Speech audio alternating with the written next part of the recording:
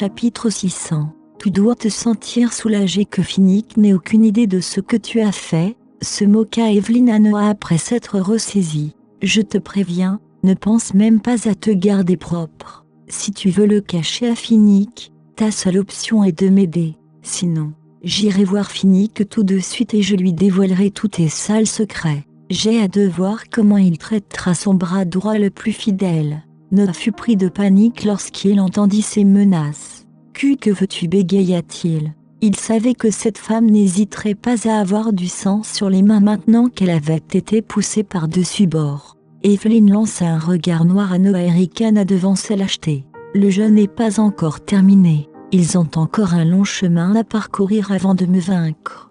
Après avoir quitté le bâtiment de l'entreprise, Finnick a appelé un détective privé qu'il connaissait personnellement et lui a demandé d'enquêter pour savoir si quelque chose d'inhabituel était arrivé à Marthe récemment.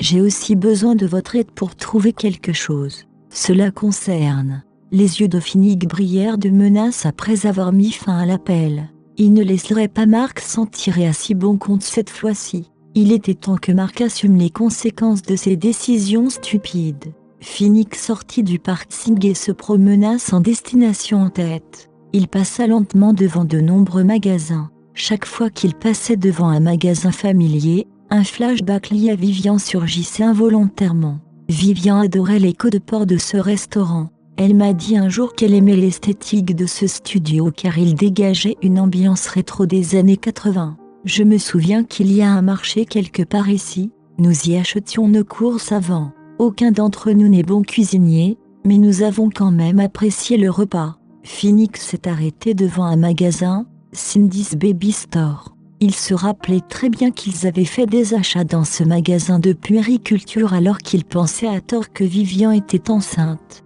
Ils étaient alors heureux. Ils avaient tous les deux les yeux rivés sur une paire de chaussures.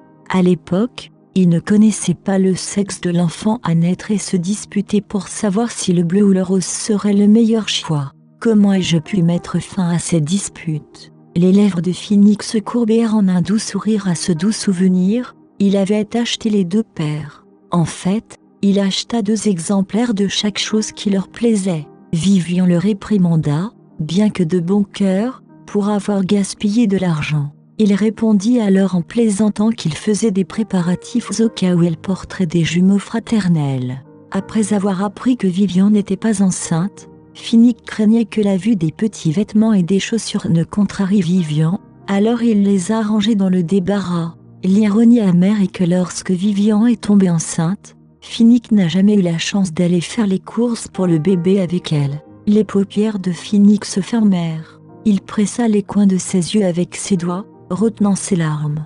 Elle a dû se sentir impuissante quand j'ai insisté pour avorter. Par coïncidence, Rachel avait reçu un diagnostic de leucémie à cette époque. Connaissant la piété filiale de Vivian, Finnick était certain qu'elle avait caché le bébé à Rachel. Se battre en solitaire devait être épuisant et dévastateur. Finnick ne pouvait pas imaginer comment Vivian avait pu endurer un tel supplice. Il frappa le volant d'un poing pour évacuer ses remords débilitants. Pourquoi ai-je choisi de faire confiance à Evelyn plutôt qu'à Vivian? À quel point suis-je idiot? À ce moment-là, le téléphone de Finnick vibra, le ramenant à la raison. Il se ressaisit avant de décrocher. C'était Noah à l'autre bout du fil. Qu'est-ce que c'est, Monsieur Norton? Evelyn a quitté votre bureau, rapporta Noah. C'est noté. J'y retourne maintenant. Sur ce, Finnick raccrocha et retourna à l'entreprise. Il y avait certaines choses qu'il fallait régler rapidement, sinon il n'aurait pas le courage d'affronter Vivian. Finnick a trouvé Noah qui l'attendait quand il est arrivé à son bureau. Tu seras responsable de tout ce qui concerne Evelyn à l'avenir. Ne me laisse pas la voir, ordonna Finnick d'un ton impassible en s'essayant. Chapitre 601. Noah savait qu'il parlait d'Evelyn. En regardant Finnick concentré, Noah hésita un instant et demanda, « Monsieur Norton, devriez-vous aller voir Madame Norton, maintenant que vous savez qu'elle a été piégée? Peut-être qu'une rencontre est nécessaire pour résoudre leur malentendu. » Noah ne voulait plus continuer à mentir à quelqu'un qui lui faisait autant confiance. Il était sur le point de devenir fou s'il continuait à cacher la vérité à Finnick. Mais il n'a pas eu le courage de tout avouer. Il a admis qu'il était un lâche. Il ne voulait pas faire face aux conséquences prévisibles. Finnick a arrêté ce qu'il faisait en entendant les paroles de Noah. Il était submergé par des émotions contradictoires. « Pas maintenant. Nous en parlerons plus tard. » Finnick rompit le silence et dit « Tu peux retourner au travail. » Noah se sentit pris entre deux feux. « Bien sûr, » admit-il et parti. Il était un peu hésitant mais n'arrêta pas pour autant son pas. Finnick serra plus fort son stylo et pinça les lèvres. Il avait hâte de rencontrer Vivian, de la serrer fort dans ses bras et de lui faire savoir à quel point elle lui manquait. Mais il savait qu'il n'avait pas le droit de faire ça maintenant. Il voulait faire payer le prix à Mark. Il devait se venger de son enfant mort et punir chacun de ceux qui avaient blessé Vivian. Ce n'est qu'à ce moment-là qu'il pourrait à nouveau se présenter devant elle pour lui demander pardon. Oui, je la supplierai. Tant qu'elle serait prête à pardonner, il serait prêt à s'abaisser. Depuis que Mark avait tout avoué à Finnick, il n'avait plus jamais pu vivre en paix. Il avait essayé de contacter Vivian, mais non seulement elle n'avait pas décroché, mais elle n'avait pas non plus essayé de le recontacter. Il n'était pas sûr de ce que Vivian voulait dire en ignorant ses appels. Allait-elle vraiment remettre les preuves de sa corruption à la police? Mark n'arrivait vraiment pas à bien dormir ces dernières nuits. Chaque fois qu'il fermait les yeux, il rêvait qu'il était arrêté et se réveillait en sursaut pour se retrouver trempé de sueur. Malgré tout, il entrevoyait encore une lueur d'espoir. Il croyait que Vivian pourrait choisir de lui pardonner puisque rien ne s'était passé après tant de jours. Après tout, il avait agi selon ses demandes. Non, pour plus de sécurité, il devait trouver un moyen de lui soutirer ses documents. Que dois-je faire pour régler tous les détails? Mark eut soudain une pensée diabolique. Tant que Vivian ne sera plus là, il n'aura plus à s'inquiéter. Il s'est dit qu'il devait élaborer un plan merveilleux, un plan qui lui garantirait uniquement du succès et aucun échec. Il se sentit enfin mieux. Il put alors passer une nuit de sommeil plus reposante sans ses rêves effrayants. Cependant, un coup violent sur la porte arracha Mark à son sommeil à ce moment précis. Il ouvrit les yeux et se leva du lit avec colère. En ouvrant la porte de sa chambre, Fabian se tenait devant lui, l'air paniqué. « Pourquoi ce chahut si tôt le matin ?» La voix de Mark était pleine de rage. « Papa !» Fabian ne se souciait de rien d'autre. « Les flics sont là pour te chercher. Qu'est-ce que c'est que tout ça ?» Il venait de partir faire son jogging matinal et vit une voiture de police arriver dans le quartier. Il jeta alors un second coup d'œil par curiosité et vit la voiture s'arrêter juste devant leur maison. Fabian s'est précipité chez lui en le voyant et a entendu la police émettre un mandat d'arrêt contre son père. Il était perdu car il n'avait aucune idée de ce qui s'était réellement passé, mais il savait qu'il devait réveiller son père. Le visage de Mark pâlit dès qu'il entendit les paroles de Fabian. Pourquoi la police ne le recherchait-il pas à ce moment-là? Ce devait être ce misérable rusé.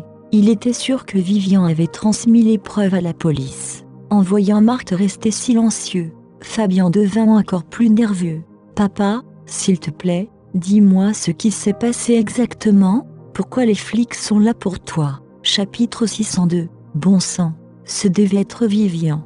Quelle femme rusée qui n'a pas tenu parole. Mark n'avait pas encore fini sa phrase quand la police est montée à sa recherche. « Vous êtes Mark Norton ? Un certain Finnick a signalé que vous êtes impliqué dans une affaire de corruption. Veuillez nous suivre pour obtenir de l'aide sur des enquêtes plus approfondies. » Finnick? Mark était un peu abasourdi. Ce n'est pas Vivian qui a fait le rapport? Comment Finnick a-t-il été mis au courant? Et quelle était la raison de ce rapport? Ils sont une famille. La société Norton serait également affectée si quelque chose arrivait à Mark. Mais il n'y avait pas de temps à perdre. Les policiers l'ont attrapé et l'ont fait descendre dans la voiture. Fabian ne pouvait que regarder la police emmener son père. Il n'était pas en mesure de réagir à ce que la police venait de dire. Soudoyer les fonctionnaires. Comment son père aurait-il pu faire une chose pareille? De l'autre côté, Vivian était au bureau du magazine lorsque Sarah s'est précipitée dans son bureau. « Vivian, tu en as entendu parler ?» Mark a été arrêté. Quoi, Vivian était un peu choquée. Comment est-ce possible? Elle ne comprenait pas comment Mark avait pu être arrêté puisqu'elle n'avait pas remis les preuves à la police. Sarah savait que Vivian n'avait pas entendu parler de cette nouvelle en juger par son expression. Allez voir si vous ne l'avez pas encore entendue. La nouvelle est maintenant partout sur Internet. Tout le monde en parle.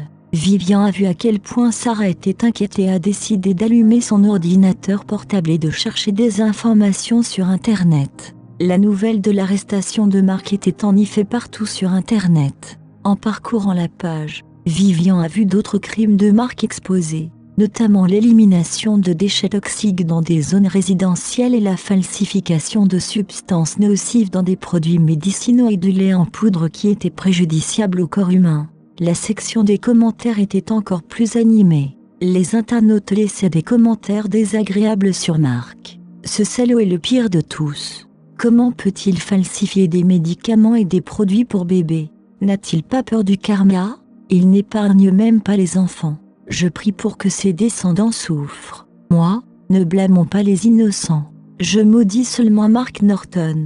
Cet homme toxique ne fera que nuire au public. Il devrait être emprisonné à vie.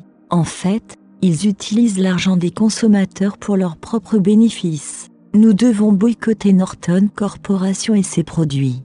Nous n'avons pas besoin de sociétés aussi peu éthiques. Qui sait où Mark sera condamné? Je vais lui préparer un camion entier de pourri. Oh non, j'ai acheté cette marque de lait en poudre pour mon enfant. Est-ce qu'il y aura des problèmes? Quelqu'un peut-il m'aider? Bon sang, je reste dans ce quartier sinistré.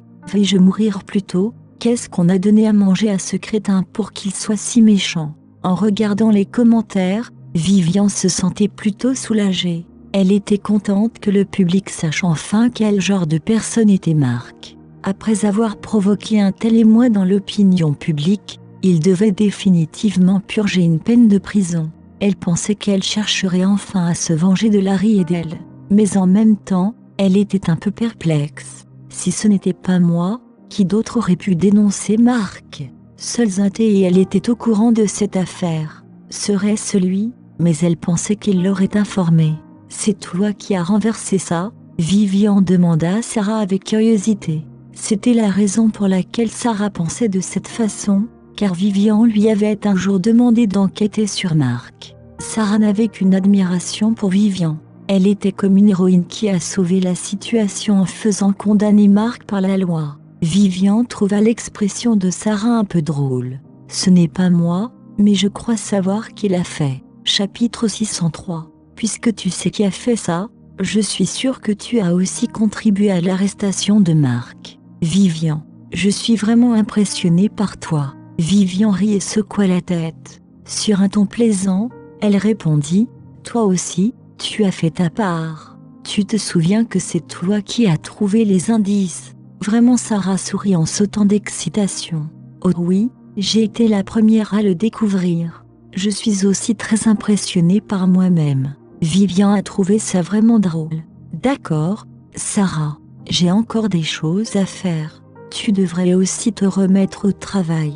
Bien sûr, je ne vous dérangerai pas maintenant, répondit Sarah avec joie et quitta le bureau. Le bonheur de Sarah était si contagieux que Vivian le ressentait aussi. Au bout du compte, c'était quand même une bonne chose. La seule question qu'elle se posait était de savoir si un thé était bien celui qui avait fait le rapport. En y réfléchissant, Vivian a décidé d'appeler un thé. Un thé, est-ce toi qui as dénoncé Marc? Lui demanda directement Vivian. Un thé était un peu confus. Il a aussi vu les nouvelles qui circulaient partout sur Internet. Non, j'en aurais discuté avec toi si je le faisais. Alors, qui était ce? Vivian fronça légèrement les sourcils. Si ce n'était ni toi ni moi, alors qui pouvait bien être ça? Qui d'autre était au courant? Tombé dans ses pensées, un thé répondit soudainement, je crois que je sais qui c'est, Vivian.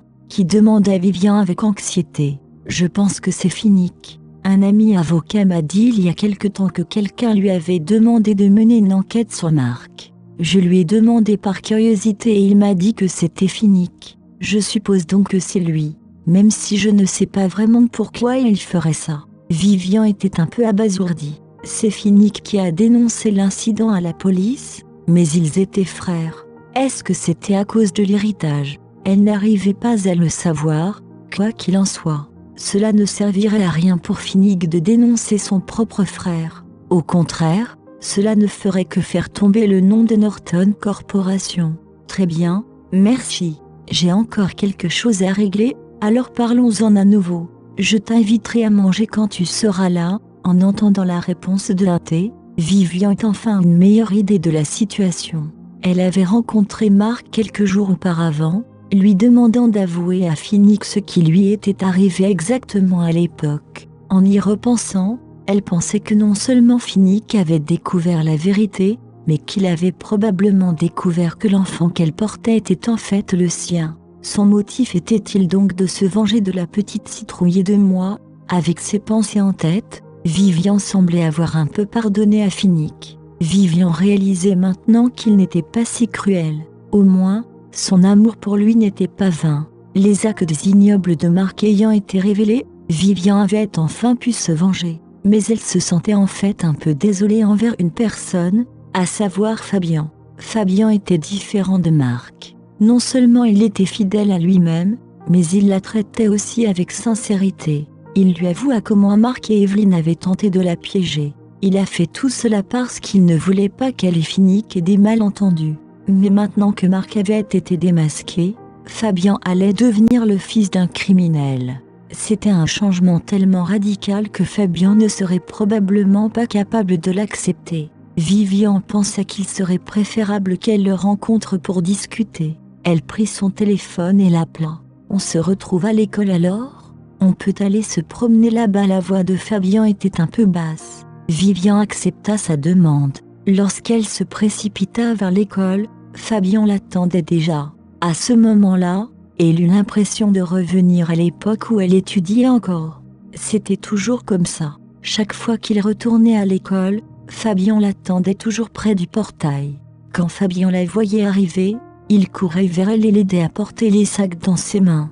Mais Fabian ne remarqua pas son arrivée. Au lieu de cela, il avait la tête baissée, comme s'il était perdu dans ses pensées. Il avait l'air extrêmement fatigué et avait perdu l'énergie qu'il avait toujours eue. Cela devait être à cause de l'incident de Mark. Chapitre 604. Vivian avait le cœur brisé. Elle s'approcha lentement de Fabian en pensant au bon vieux temps. « Quand es-tu arrivé ici ? Depuis combien de temps attends-tu » demanda-t-elle d'une voix douce. C'est seulement à ce moment-là que Fabian réalisa l'arrivée de Vivian. « Oh, tu es là ?» Il essaya de paraître un peu plus enthousiaste et esquissa un sourire forcé. « Je suis juste arrivé et je n'ai pas attendu trop longtemps. » Vivian hocha légèrement la tête en signe d'acquiescement alors qu'elle était un peu à court de mots. « On va faire un tour ? Ça fait longtemps qu'on n'a pas fait le tour de l'école, » proposa Fabian. « D'accord. » En marchant sur les routes qu'ils avaient l'habitude de parcourir ensemble,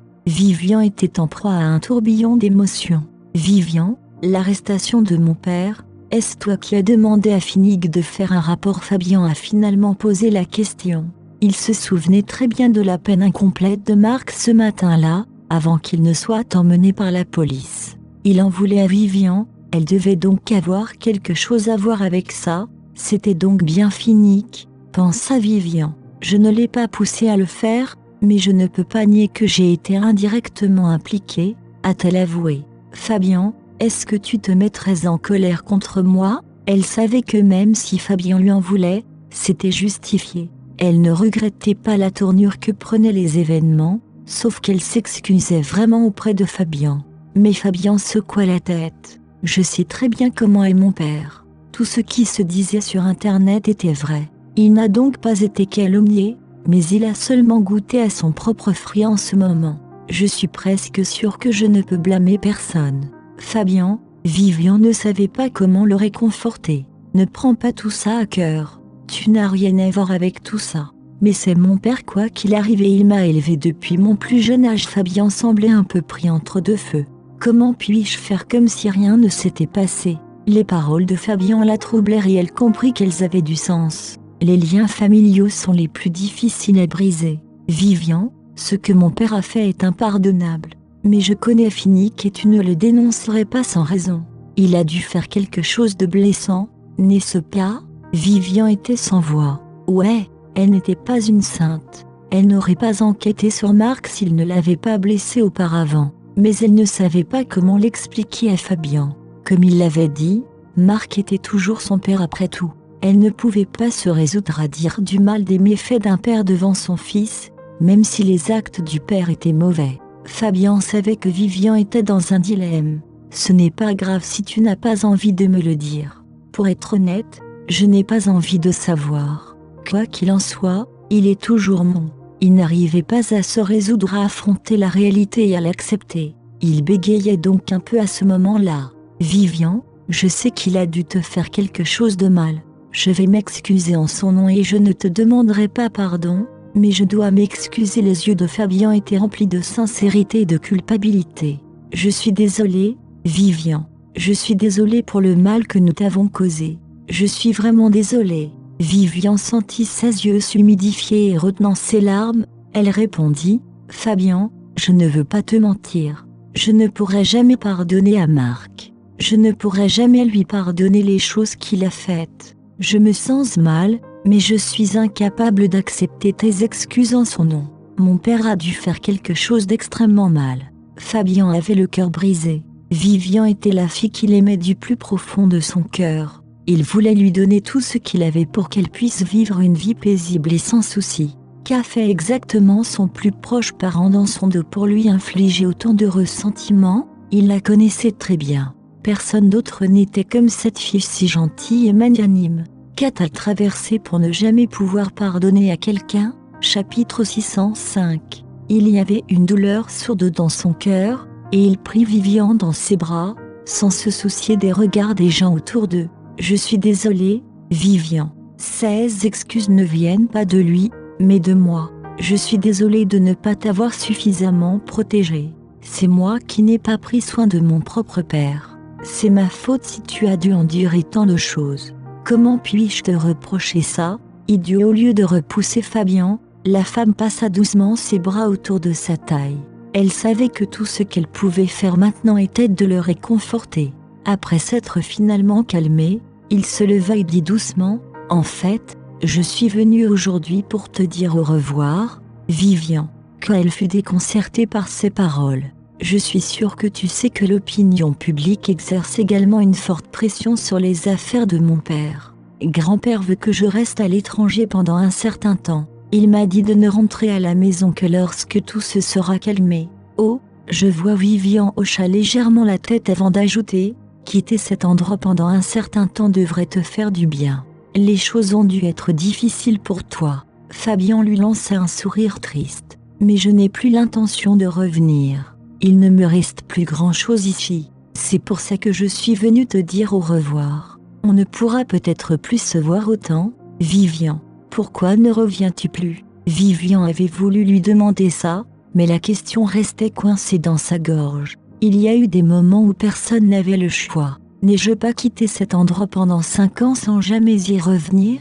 Puisqu'il a déjà pris sa décision, cela ne sert à rien d'essayer de le garder ici. Alors, tu ferais mieux de prendre bien soin de toi là-bas, lui rappela Vivian. Au final, elle ne pouvait rien lui promettre. Même s'il avait choisi de rester, ils étaient destinés à ne pas avoir trop d'interactions l'un avec l'autre à l'avenir. Même si c'était ce qu'elle pensait, elle ne pouvait pas empêcher les larmes de couler. Fabien était déçu que Vivian n'ait pas essayé de l'empêcher de partir. Mais quand il vit ses larmes, son cœur se serra pour elle. En plus de cela, tous les autres sentiments qu'il ressentait pour elle avaient disparu. Il voulait essuyer ses larmes mais il avait peur que cela ne lui convienne pas vu leur relation actuelle. C'est pourquoi il a choisi de lui tapoter simplement l'épaule. « Ne pleure pas. Je me souviens que tu disais que tu détestais pleurer quand tu disais au revoir. Pourquoi es-tu celle qui pleure maintenant? Est-ce que je peux avoir un sourire?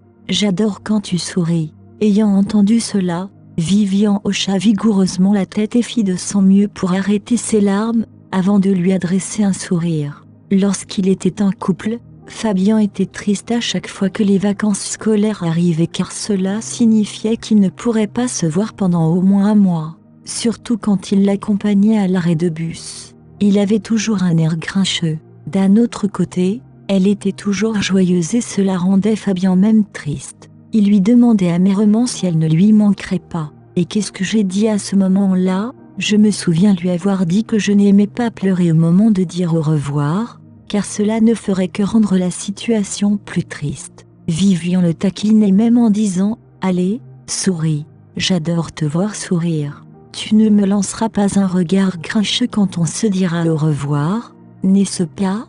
Si tu continues comme ça, mon souvenir de toi pour le mois prochain sera probablement ce regard sur ton visage. » L'expression de Fabian ne s'améliora que légèrement lorsqu'il entendit cela.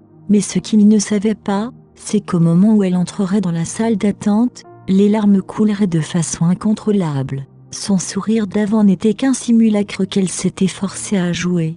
Elle l'aimait tellement à l'époque, alors comment ne pas se sentir triste? Vivian s'efforçait à lui sourire parce qu'elle voulait qu'il se sente mieux. Mais j'ai peur qu'il ne le découvre jamais. Fabian lui rendit son sourire en voyant le sien. Ne soyons pas tristes cette fois. Soyons heureux. Nous allons enfin pouvoir retourner sur le campus. Promenons-nous un peu et oublions les choses tristes. D'accord? D'accord. Vivian essuya ses larmes et le suivit. Et, tu te souviens, tu adorerais manger les aubergines braisées du Hecht-Blesset, dit Fabian en désignant le restaurant devant eux. Chapitre 606. Parle-moi de ça. Il y avait tellement de gens qui l'achetaient à l'époque, et je n'ai pas réussi à l'acheter autant de fois quand j'ai essayé. L'homme sourit. Il y a eu une fois où tu as fait la queue pendant très longtemps, mais tout était vendu quand ton tour est venu. Tu étais tellement énervé tout l'après-midi. J'ai dû sécher mon dernier cours le lendemain juste pour t'acheter ce plat. C'est vrai, répondit Vivian en hochant la tête. Mais qui t'a dit de prendre 3 portions? Tu essayais de me nourrir comme un cochon? Oh, je me demande qui a fini les 3 portions et a roté de satisfaction à la fin. Il lui lança volontairement des yeux au ciel et elle lui donna une tape enjouée sur l'épaule en retour. Tout comme ça, il parlait et riait en se promenant sur le campus. Il se remémorait toutes sortes de choses qui s'y étaient passées et éclatait de rire de temps en temps. À la vue de Vivian si heureuse, Fabien aurait souhaité qu'il puisse remonter le temps. Il aurait souhaité ne pas être parti à l'étranger, qu'ils soient toujours ensemble. Ils se seraient mariés après avoir obtenu leur diplôme et auraient eu un enfant, et ils auraient ensuite une vie heureuse ensemble. Mais maintenant, tout cela ne pouvait arriver que dans ses rêves, car elle ne lui appartenait plus. Les moments de joie étaient toujours de courte durée. Le ciel s'assombrissait déjà et tous deux se dirigèrent vers l'entrée du campus. « Quand pars-tu » demanda Vivian. « Après-demain matin. » Elle hocha la tête. « Tu dois prendre soin de toi, d'accord ?» Elle n'a rien dit à propos de l'accompagner à l'aéroport car elle savait qu'il ne l'autoriserait pas à y aller. Quel intérêt y a-t-il à y aller? Je ne me sentirais que plus malheureuse. Fabien poussa un soupir de soulagement lorsque Vivian ne proposa pas de l'accompagner. Il ne voulait pas du tout qu'elle parte. Il avait peur d'être réticent à partir s'il la voyait. Mais il savait que si Vivian le lui proposait, il ne la rejetterait jamais. C'est pourquoi il était soulagé qu'elle n'ait rien dit à ce sujet. De cette façon, je peux au moins partir sans hésitation. Il me serait encore plus difficile de l'oublier si je la voyais juste avant de partir. Toi aussi, tu dois prendre soin de toi. N'oublie pas ça, Vivian, tu dois te permettre d'être heureuse. C'est mon plus grand souhait avant de partir. Peux-tu me promettre que tu le feras? D'accord. Elle hocha la tête en prononçant ces mots d'une voix étranglée. Je suis désolée, Fabien. À propos de Marc, jeudi. Vivian ne parvenait toujours pas à se débarrasser de la culpabilité qu'elle ressentait. Si elle n'avait pas provoqué une telle scène, Fabien n'aurait pas eu à quitter sa ville natale pour un autre pays. Il aurait dû tout recommencer à zéro. À quel point cela sera-t-il difficile?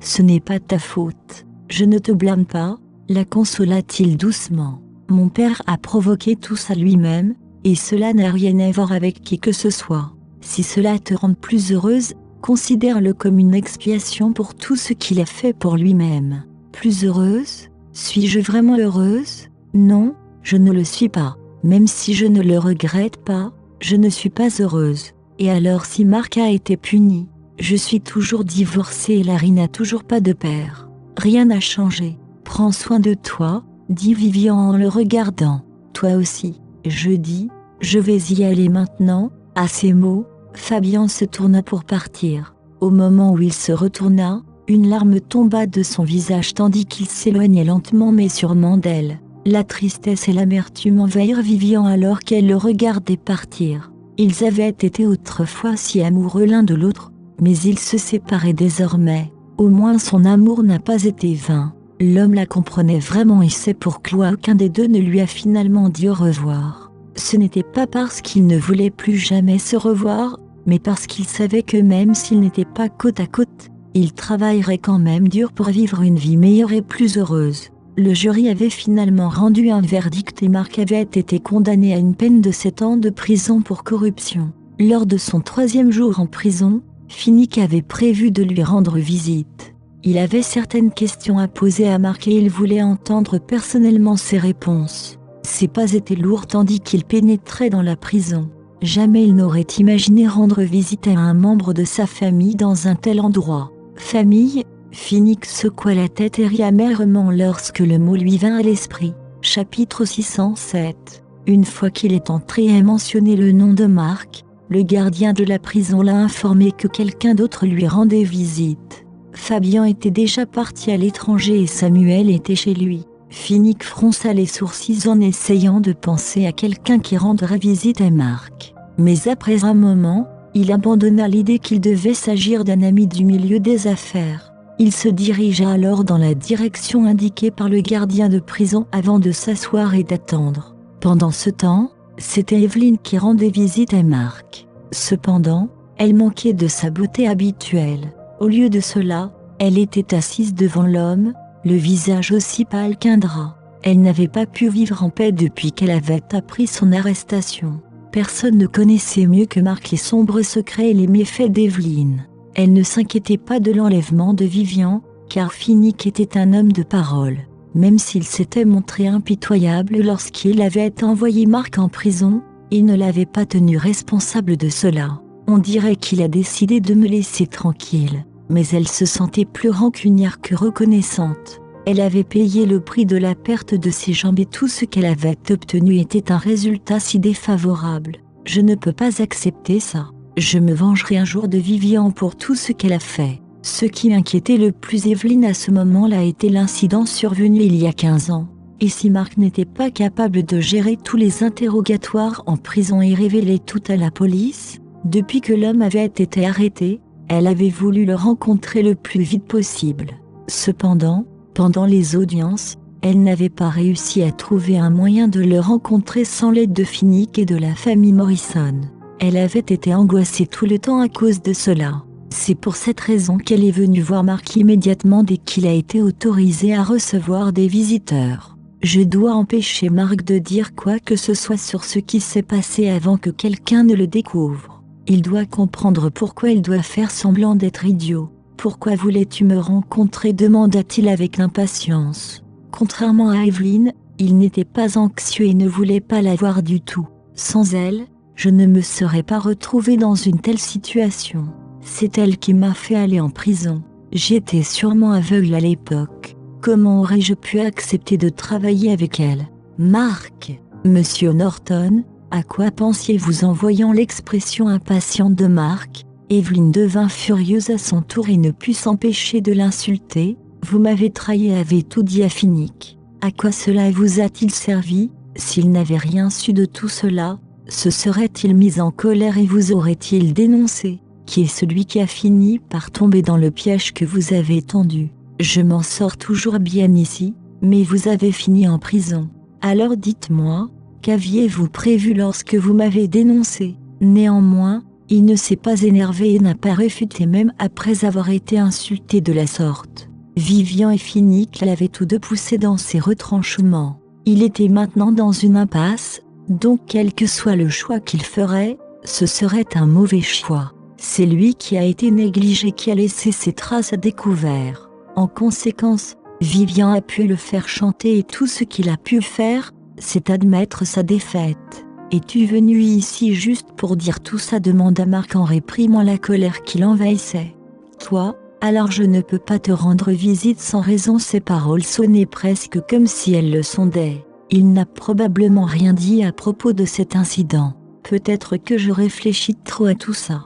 Après tout, aucun d'entre nous ne tirera profit de cela s'il le révèle. Tu n'as pas l'air d'être ici juste pour me rendre visite. On dirait plutôt que tu as quelque chose à me demander. L'homme avait l'air de voir clair en elle. Il savait très bien quel genre de personne était Evelyne. Elle ne ferait jamais rien qui ne lui soit pas bénéfique. Je préfère croire que l'argent tombera du ciel plutôt que de croire qu'elle est juste là pour me rendre visite. Le visage de la femme devint froid en entendant cela. Qu'est-ce que j'ai à te demander? Dans mon dictionnaire, il n'y a pas de demander de l'aide.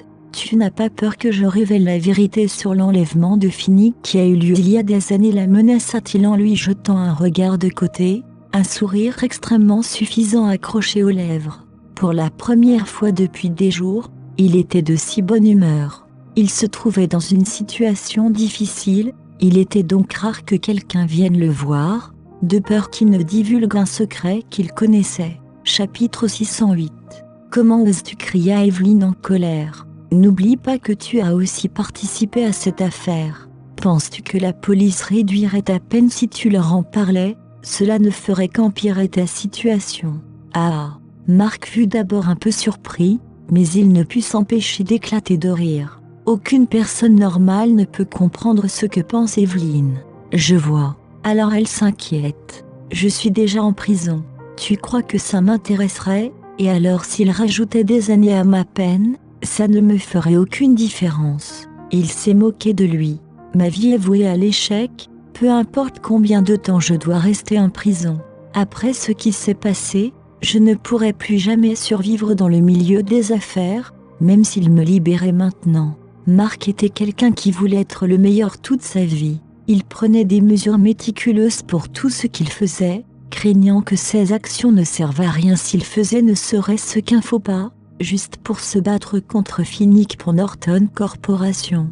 Après avoir fait les choses avec tant de soin pendant tant d'années, il n'aurait jamais imaginé qu'il finirait par subir un tel sort. Allez, dis-moi ce que tu veux. Que dois-je faire pour que tu n'avoues pas ces choses-là? Demanda Evelyne en réprimant sa colère. Tant que c'est quelque chose que je peux faire, je ferai de mon mieux. Il ricana. Quelle ruse de sa part. Elle pose des conditions même dans cette situation.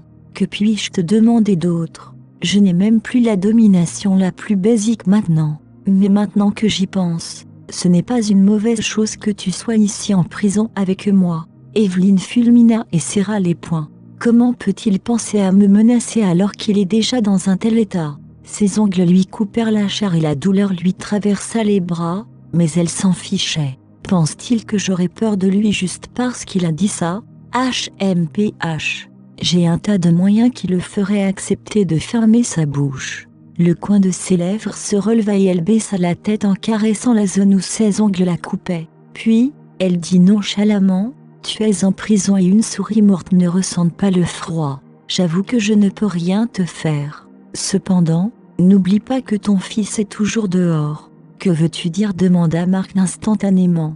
Fabien est mon espoir pour tout dans le futur. Il ne peut rien lui arriver. Je te menace évidemment.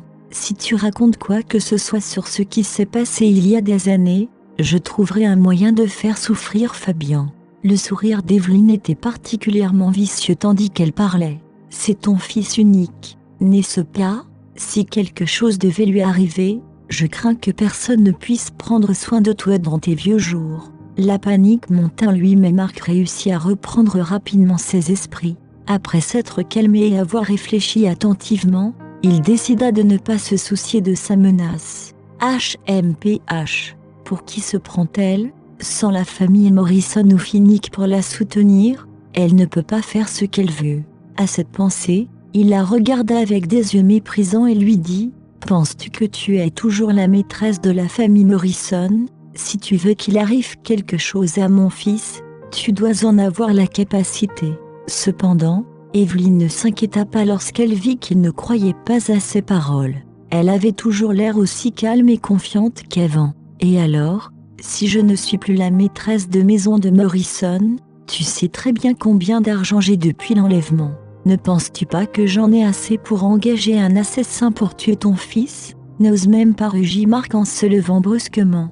Tu m'imites? Demanda-t-elle en souriant. Son expression devint soudain froide lorsqu'elle ajouta « Dommage, je n'ai pas peur de toi. Crois à moi, je ferai exactement cela. Evelyne Morrison, si tu fais du mal à mon fils, Je le ferai. Il était à court de mots. Il n'avait même plus de domination. Alors comment était-il censé faire quoi que ce soit à Evelyne? Que vas-tu faire? Je parie que tu ne trouves rien, ricana-t-elle. Laisse-moi te dire une chose. À partir de maintenant, tu ne peux plus que m'écouter. Tu récupéreras le corps sans vie de ton fils si tu prononces ne serait-ce qu'un seul mot sur ce qui s'est passé à l'époque. Il serra les poings et ses dents furent presque écrasées à force d'être serrées avant de murmurer un très bien en guise de réponse. Que pouvais-je faire d'autre? Il ne pouvait rien faire d'autre qu'accepter ces conditions. Je te promets que je ne dirai rien de ce qui s'est passé cette année-là. Mais tu dois me promettre que tu ne feras jamais de mal à mon fils, dit Marc en croisant le regard d'Evelyne. Chapitre 609. Après avoir entendu la réponse de Marc, Evelyne poussa un soupir de soulagement. Ne t'inquiète pas, je ne ferai pas de mal à ton fils sans raison. J'espère que tu tiendras ta parole, prévint Marc, mal à l'aise. Si quelque chose arrive à Fabien, la police sera immédiatement informée de l'incident. Je te le promets, répondit Evelyne d'un air satisfait. Ah, n'étais-tu pas arrogant tout à l'heure? Écoute, tu acceptes maintenant mes conditions. Marc ricana et partit. Son cœur était rempli de remords. Je ne savais pas que mon fils finirait par s'impliquer. Evelyne, tu es une femme méchante. Tu ne reculeras devant rien pour atteindre ton objectif. Comme son objectif avait été atteint, Evelyne n'était pas du tout en colère contre la réaction de Marc. Elle sortit de la pièce avec joie. Terminé. Il est temps de s'occuper du problème suivant. Elle venait de quitter le parloir quand Finnick apparut à l'autre bout du couloir. Quelle coïncidence! Nous rendons visite à Marc le même jour. Elle s'est rapidement cachée dans l'escalier à côté d'elle tandis que son cœur battait à tout rompre. Heureusement, j'ai été assez rapide pour me cacher hors de vue. Evelyne se tapota la poitrine et sortit la tête avec précaution. Après avoir vu Finnick entrer dans la salle de visite, elle se fraya un chemin hors de l'escalier et partit précipitamment. Quand Evelyne sortit des portes de la prison, elle poussa enfin un soupir de soulagement. Oh mon Dieu, c'était effrayant. J'aurais des ennuis si Finnick me voyait là-bas. Le conducteur a repéré sa sortie et s'est précipité pour pousser son fauteuil roulant. Soyez prudent, Evelyne fronça les sourcils et réprimanda le conducteur pour l'avoir accidentellement poussé sur une bosse. Je suis désolé, Madame Morrison. Je serai plus prudent, répondit le chauffeur, effrayé. Au fond de lui, il la maudissait déjà. Bon sang, si je n'avais pas à subvenir aux besoins de ma famille, je ne serais pas là aujourd'hui. C'est l'employeur le plus ennuyeux que j'ai jamais rencontré. Après s'être assuré qu'Evelyne était bien installée dans son siège, le chauffeur est retourné à son siège. Il transpirait abondamment à présent. Mademoiselle Morrison, sommes-nous? Il s'arrêta et se corrigea rapidement. Allez-vous rentrer chez vous maintenant? Le chauffeur se souvenait encore de la façon dont Evelyne lui avait crié dessus auparavant. Il n'y a pas de nous. Je ne suis pas comme toi. Non, je veux aller à l'hôpital. Evelyne lui donna l'adresse de l'hôpital avec impatience. Après avoir obtenu l'adresse, le chauffeur grogna en guise d'accusé de réception et démarra. Il avait été grondé à plusieurs reprises avant de finalement maîtriser la vitesse régulière qu'Evelyne souhaitait. Pendant ce temps, Marc est sorti pour rencontrer Finnick. Le premier était terriblement en colère contre Evelyne plus tôt, alors quand il a vu Finnick, une colère brûlante l'a instantanément traversé. « Comment oses-tu venir ici ?» Finnick se sentait un peu mal à l'aise. Ce n'était pas à cause des paroles grossières de Marc. À la vue de Marc vêtu d'un uniforme de prison, hagard et échevelé, ses cheveux gras et en bataille, Finnick se sentit désolé pour son frère.